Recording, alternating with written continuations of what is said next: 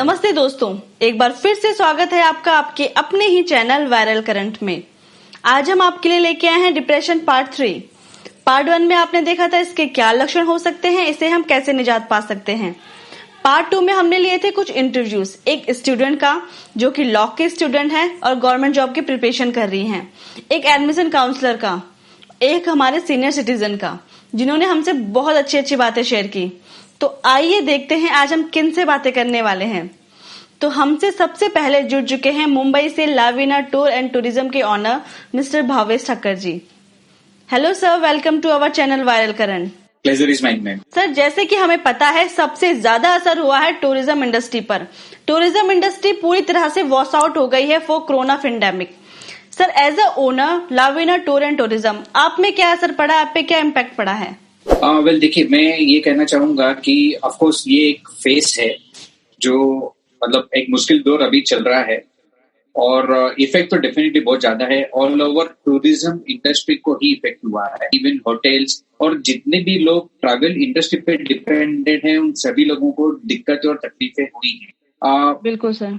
Agencies को problem है, hotels को प्रॉब्लम है, टूरिस्ट डेस्टिनेशंस को प्रॉब्लम है, आज कुछ हिस्टोरिकल साइट्स हैं उनको प्रॉब्लम है, वहां के गाइड को प्रॉब्लम है। इफेक्ट बहुत लंबा और बहुत बड़ा है। सर, जैसे कि हमें पता है ये पूरी तरह से ब्लैक टाइम चल रहा है सारे व्यवसायियों के लिए।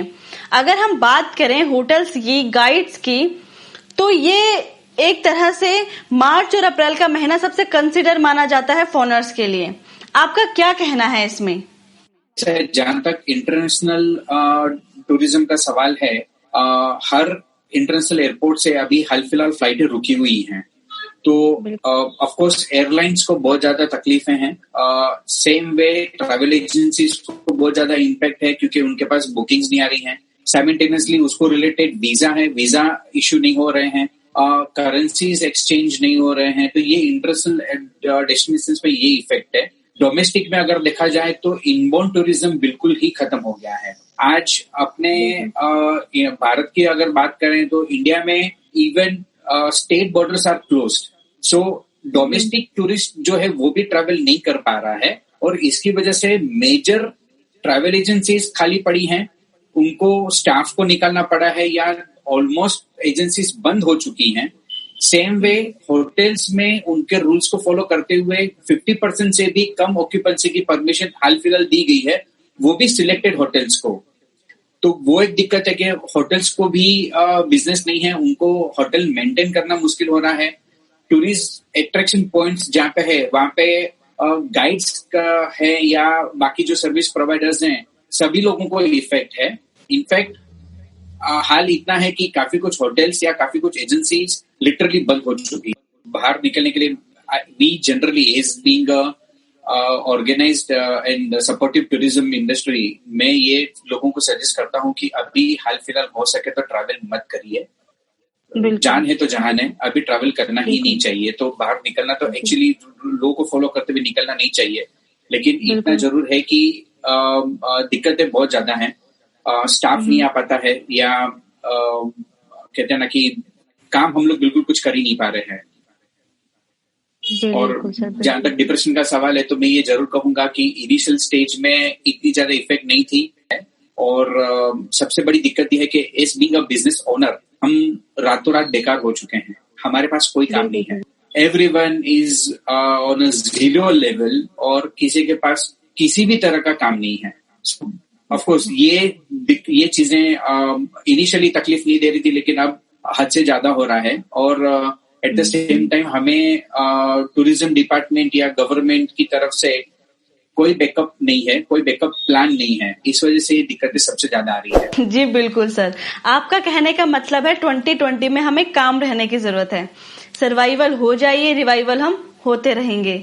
जान है तो जहान है। बिल्कुल सर, मैं ये कहूंगा कि this is the year of survival. आप सर्वाइव हो जाइए, रिवाइवल बाद में हो जाएगा। And hope for the best कि जब खुलेगा तब अच्छी तरह से खुले, लेकिन इतना जरूर है कि भय का माहौल बहुत ज्यादा है।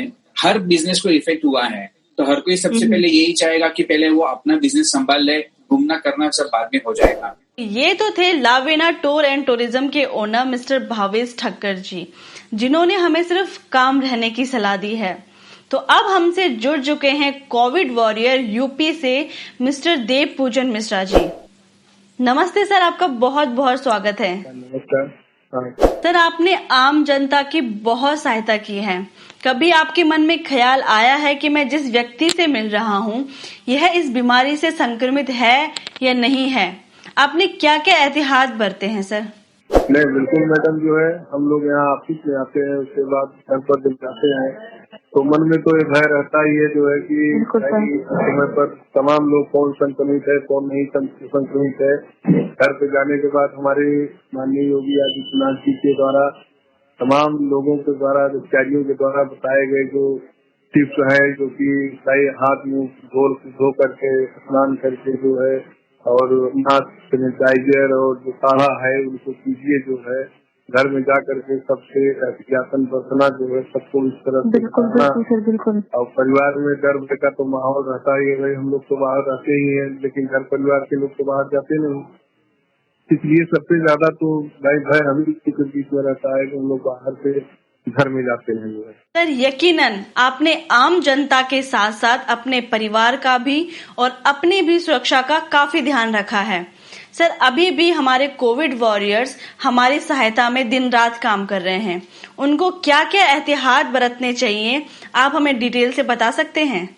नहीं, बिल्कुल, जो है हम लोग तो भाई अब यही है कि जो लगे हुए हैं उनको तमाम जो सावधानियां हैं जो है भाई, और सैनिटाइजर, मास्क और ये सब काढ़ा और जो इम्यूनिटी बढ़ाने वाली जो दवाइयां हैं उनको देते रहें। जो है अब यही सब करेंगे और क्या कर सकते हैं। जो है और जो सरकार हमारी सुविधाएं जो माननीय योगी आदित्यनाथ जी जो है सब दिए हुए हैं उनका प्रयोग कर ही रहे हैं, जो संसाधन दिए हुए हैं। ये तो थे हमसे जुड़े हुए देव पूजन मिश्रा जी, जो कि हमारे कोविड वॉरियर हैं। उन्होंने क्या क्या एहतियात बरते हैं आज उन्होंने हमें डिटेल से बताया है, तो कृपया करके आप भी इसको आगे जरूर शेयर करिए। अगर आपको अच्छा लगा हो तो फॉलो जरूर करना। तो अब हमसे जुड़ चुके हैं मुंबई से डॉक्टर अनुराग अग्रवाल, जो कि एक जर्नलिस्ट हैं और पतंजलि के जाने माने डॉक्टर हैं। तो आइए इनसे बात करते हैं। Hello sir, welcome to our channel viral current. Thank you madam. Sir, हम बात कर रहे हैं डिप्रेशन की। सर, सबसे पहले क्या थॉट आता है आपके मन में डिप्रेशन को लेके? डिप्रेशन को लेके सबसे पहले जो थॉट आता है कि एक हमारे जो समाज में इंडियन काली कॉन्टेक्स्ट की मैं बात करता हूँ तो एक इसको एक टैबू की तरह लिया जाता है। एक ये सामाजिक मतलब उसको एक बहुत बड़ा धब्बा माना जाता है डिप्रेशन का। अगर आपने किसी से डिप्रेशन के सब्जेक्ट पे बात कर ली तो वो आदमी कई बार ऑफेंसिव फील करता है। डिप्रेशन को कोई भी यहाँ पे हमारे भारतीय समाज में एक्सेप्ट नहीं करना चाहता है, इसी के लिए कोई भी डॉक्टर के पास नहीं जाना चाहता है, उसकी काउंसलिंग नहीं कराना चाहता है। और जबकि हम भारतीयों को बहुत ज्यादा इस चीज की जरूरत है। तो इस समय डिप्रेशन को लेके जो मेरा सबसे पहला थॉट आता है कि हमें थोड़ा सा ओपन माइंडेड बनना चाहिए। इस चीज को एक ये डॉक्टर के तरीके से सोचना चाहिए कि ये एक बीमारी की तरह है। जिस प्रकार हम डायबिटीज के लिए डॉक्टर के पास जाते हैं, हृदय रोग के लिए डॉक्टर के पास जाते हैं, उसी प्रकार अगर हमें डिप्रेशन से हम पीड़ित हैं, हमें लगता है, या हमें अगर नहीं भी लगता है और सामने डॉक्टर को अगर आपके लगता है या आपके परिजनों को लगता है तो हमें उसके बारे में डिस्कस करना चाहिए, उसके बारे में फर्दर ट्रीटमेंट लेना चाहिए। सर, जैसे कि हमें चोट लगती है तो हम पट्टी करवाते हैं, यहाँ तक कि हम सर्जरी करवाने तक के लिए तैयार हो जाते हैं क्योंकि ये फिजिकल रोग है, ये सबको दिखता है। लेकिन हम मानसिक रोग से क्यों घबराते हैं? मैंने पहले बताया मानसिक रोग हमारे एक जिस प्रकार का धब्बा माना जाता है। अभी भी हमारी जो मेंटलिटी है, साइकेट्रिस्ट को अभी भी हम लोग पागलों के डॉक्टर की तरह सोचते हैं।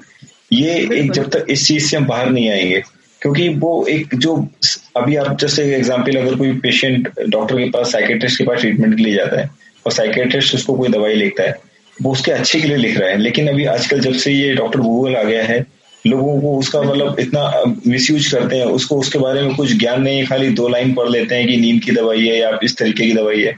डॉक्टर की बात से ज्यादा मेडिकल स्टोर वाले की बात पर विश्वास करते हैं। हमारे आजू बाजू वाले लोग जो हमारे तथाकथित जो हमारे वेल विशर रहते हैं, वो हमें अनर्गल इसके बारे में बोलते हैं, हमें भ्रांति फैलाते हैं कि आप इसको खाएंगे तो आपको इसकी आदत पड़ जाएगी, इसके साइड इफेक्ट हैं। बल्कि ये नहीं देखते हैं कि जो हम इस समय इस चीज से पीड़ित हैं, अगर ये हमारी तकलीफ बढ़ती जाएगी तो हम और भी बीमारियों से ग्रसित हो सकते हैं। सर, हमारा देश सबसे उदास देशों में माना जा रहा है। पिछले साल इसकी रैंक थी 135। अब बढ़ के हो गई है 150। तो सर हम ग्रोथ में तो हम आगे जा रहे हैं लेकिन खुशी में हम पीछे हो रहे हैं, इसका क्या कारण हो सकता है? उसमें कई कारणों में हम इस चीज को हमें कायदे में देखना चाहिए। अगर आप भारत की जनसंख्या की बात करें, लगभग 130 से 140 करोड़ जनसंख्या है और जो सबसे उसमें मेजर 60% जो पॉपुलेशन कॉन्स्टिट्यूट करती है वो ये अपने 40s में है, यंग पॉपुलेशन है, यंग जनरेशन है। उनके ऊपर इतनी ज्यादा उनके परिवार की, उनके मिलने वालों की, उनकी खुद की अपेक्षाएं हैं लाइफ में, उनका आगे बढ़ने का हर आदमी अच्छी बात है सोचता है, लेकिन हर एक की एक लिमिट होती है। उससे ज्यादा आदमी समय से और अपनी डेस्टिनी से ज्यादा मेहनत के साथ साथ नहीं बढ़ सकता है। उसको हम लोग कई बार आउट ऑफ टर्न जो प्रमोशन की कोशिश करते हैं, बहुत ज्यादा दूसरे से अपने आप को कंपेयर करते हैं कि अगर सामने वाले के पास उसने कम टाइम में ज्यादा कमा लिया है, ज्यादा बड़ा मकान ले लिया है, तो हम जब वो भागा दौड़ी या आपस में उससे जब कंपेरिजन स्टार्ट हो जाता है तो हम अपनी खुशियों को भूल के दूसरों के हिसाब से अपने आप को, जिंदगी को चलाने के लिए दौड़ने लगते हैं और यही फिर आदमी को मतलब अवसाद का कारण बनती जाती है। सर नो डाउट इंडिया में 65% people have early sign of depression. 10 में से 6 लोगों को डिप्रेशन है ही है। इसका एकमात्र कारण क्या हो सकता है? देखिए, बात वहीं पे लौट के आती है कि इसका कारण सबसे बड़ा है कि हमारा सबसे बड़ा एक तो हमारा जो इस तरीके का एक इंडिया का जो एक पारिवारिक जीवन है, मैक्सिमम लोग जनरली अभी भी अगर न्यूक्लियर फैमिली में या ज्वाइंट फैमिली में हर तरीके से रहते हैं, लेकिन ज्वाइंट फैमिली में जैसे बहुत सारे लोग रहते हैं, कई बार आपस में वैचारिक मतभेदता, परिवार में एक ही परिवार में 4 लोग रहते हैं, चारों की सोच बहुत अलग हो सकती है। हम अगर अपनी सोच को किसी के ऊपर थोपने की कोशिश करते हैं तो वो उसमें चीजें निकलती हैं, या तो आपस में क्लैश होता है अगर हमारे आपके विचार नहीं मिलते हैं, या हम उस चीज को अननेसेसरली कॉम्प्रोमाइज करते जाते हैं। जब कॉम्प्रोमाइज वाली स्थिति आने लगती है तो हम उस चीज को अपनी घुटन महसूस करने लगते हैं, वो चीजें दिल में घर करने लगती हैं, तो वो हमारी खुशी को धीरे धीरे हमसे दूर लेती जाती हैं। और बाकी व्यावसायिक तकलीफें हैं, पारिवारिक आदमी के जीवन की तकलीफें हैं, इस तरीके की तकलीफों को फिर मतलब इस प्रकार से जो 65% के और ज्यादा लोग भी इससे ग्रसित हो सकते हैं, जिसके बारे में ना हम डिस्कस करते हैं ना डॉक्टर की सलाह लेते हैं। मेडिकल साइंस इतना एडवांस है, उसके बावजूद भी अगर आप उसमें उसके कारणों का, किसी भी बीमारी के मूल कारण का पता लगाने की कोशिश करिए तो सबसे पहला उसमें कारण इडियोपैथिक माना जाता है। इडियोपैथिक इतना साइंस एडवांस होने के बाद भी हर कारण उसमें बोल देते हैं इसका है तो है, लेकिन उसके ऊपर अगर आप गहराई में जाइए तो उसका सबसे बड़ा एक सिंगल कारण तनाव भी माना जाता है। हम जिस तरीके की सोच रखते हैं, हम जैसा सोचते हैं, उससे हमारे बॉडी में जो न्यूरोट्रांसमीटर्स का जो एक प्रभाव फैलता है, जो एंडोक्राइन सिस्टम हमारा जिस तरीके से वर्क करता है, हर चीज हमारा एक पूरा साइकोसोमेटिक सिस्टम है, एक आपस में मन और शरीर एक तरीके से जुड़ा हुआ है। तो 100% इस चीज को तो अभी आप बोल ही सकते हैं कि जैसा हम सोचते हैं उसी प्रकार से हमारा शरीर रिएक्ट करता है, और बीमारियां भी बहुत हद तक अपने मन के हिसाब से हमारा शरीर उसको आपस में डेवलप कर लेता है। हमारी निगेटिव सोच के कारण मोटापा आने लगता है, हृदय रोग होने लगता है, डायबिटीज होने लगती है, अल्टीमेटली जब वजन बढ़ने जाता है तो आर्थराइटिस, सब एक दूसरे से आपस में जुड़े हुए हैं। तनाव की स्थिति में हम लोग, बहुत सारे लोग गलत रास्ते पे जाने के कारण कुछ अल्कोहल ज्यादा लेने लगते हैं, कुछ सिगरेट ज्यादा पीने लगते हैं, वो भी अल्टीमेटली सब बीमारियों का ही कारण बनती है। तो तनाव बहुत बड़ा कारण है बीमारियों का। सर मैंने कई बार देखा है कुछ लोगों में ईगो आ जाता है, ये क्या एक टिपिकल सिम्टम है या कुछ केसेस में होता है? नहीं, इस बारे में मैं थोड़ा सा डिसएग्री करता हूँ। ईगो आना एक आदमी का एक व्यक्तित्व है, उसको नेचर के ऊपर डिपेंड करता है। मैक्सिमम जो मेरा अपना क्लिनिकल एक्सपीरियंस है, जो डिप्रेशन के पेशेंट है वो बड़ा शांत रहते हैं, आपस में मतलब किसी से बात करना पसंद नहीं करते हैं, अंदर ही घुटन महसूस करते हैं। तो वो कई बार अपने आप को दबा हुआ महसूस करते हैं, अपनी तकलीफों को अपना एक्सप्रेसिव नहीं होते, अपनी चीजों को एक्सप्रेशन के माध्यम से दूसरों को बता नहीं पाते, हमें उनके अंदर से चीजों को निकालना पड़ता है। तो ego is not necessarily A symptom of depression. Sir एक लास्ट क्वेश्चन, ये क्वेश्चन मेरे मन में तब से है जब से मैंने इस विषय में चर्चा करना स्टार्ट किया है। सर जैसे कि हम बैठे हैं और बैठे बैठे हमारा मन अचानक से उदास हो जाता है। सर ये डिप्रेशन जैसी बीमारी एक साइकोलॉजिकल रोग है या एक फिजिकल, जो हमारे दिमाग में केमिकल इम्बैलेंस हो रहे हैं, ये उसकी वजह से होता है या फिर एक साइकोलॉजिकल रोग है? देखिए, आपको अगर साइंस के हिसाब से अगर आप देखें, अगर आप जाइए किसी भी, चाहे होम्योपैथी की बात करें, चाहे एलोपैथी की बात करते हैं, चाहे आयुर्वेदिक की बात करते हैं, हर पैथी में एक चीज का डिपार्टमेंट, या जैसे अगर आप मेडिकल साइंस की बात करते हैं, जैसे ऑर्थोपेडिक का डिपार्टमेंट होता है, कार्डियोलॉजी का डिपार्टमेंट होता है, गैस्ट्रोलॉजी का डिपार्टमेंट होता है, वैसे ही एक हमारा जो ब्रेन है, ये हमारे स्कल के अंदर रहने वाला एक ऑर्गन है। जैसे हमारा हार्ट चेस्ट में जो रहता है ये बीमार पड़ सकता है, हमारी इंटेस्टाइन बीमार पड़ सकती है, उसी प्रकार से हमारा जब मस्तिष्क जो बीमार पड़ने लगता है तब उसके कारण डिप्रेशन होता है, और इसका बहुत मतलब केमिकल कारण भी रहता है। ये तो थे मुंबई से डॉक्टर अनुराग अग्रवाल जी। जिन्होंने डिप्रेशन के बारे में हमें काफी अच्छी तरीके से समझाया है।